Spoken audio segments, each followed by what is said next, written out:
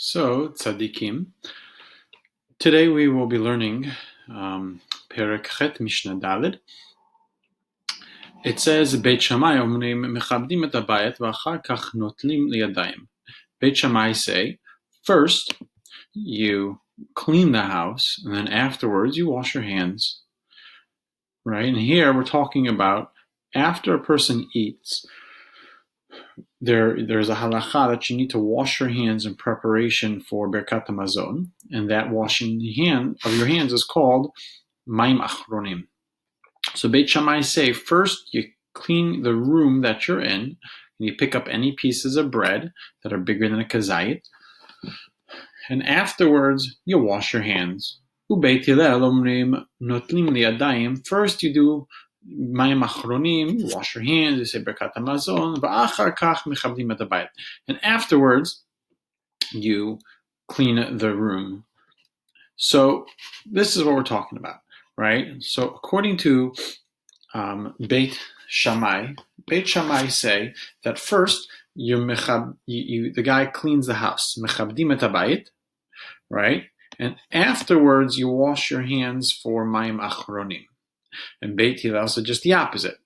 First you wash your hands for Mayim Achronim, and then you clean up the room. So really the question is, why?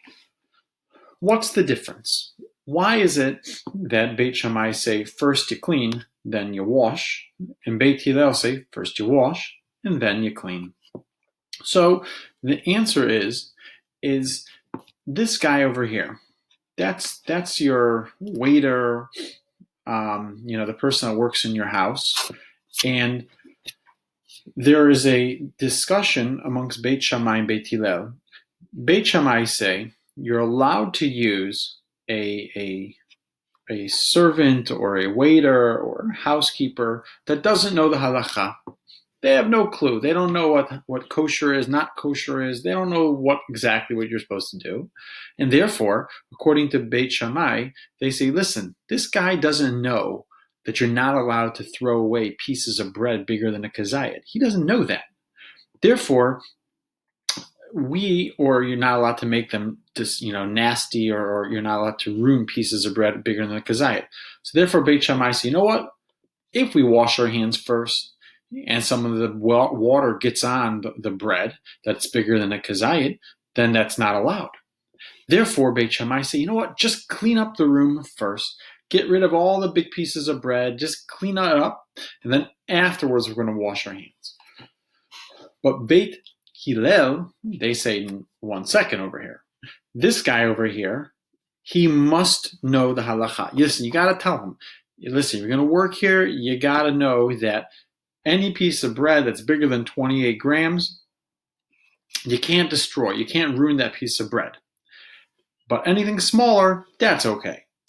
Therefore, since Beit Hillel say this guy has to know what you're supposed to do, this waiter or this housekeeper needs to know what you're supposed to do, therefore Beit Hillel aren't worried that if this guy washes his hands for Mayim Achronim, that it might fall on some pieces of bread that are bigger than a kazayit.